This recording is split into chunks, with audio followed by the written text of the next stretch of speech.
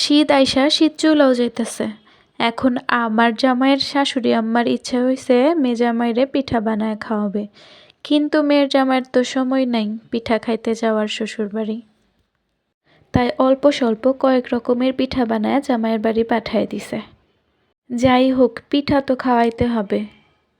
দুনিয়াতে জামাই আদর করার জন্য কত রকমের কত কিছু আছে, কিন্তু বউ আদর করার জন্য আসলে কিছুই নাই। যাজ্ঞা, যেই আফসোস কইরা লাভ নাই সেই আফসোস কইরা কি লাভ।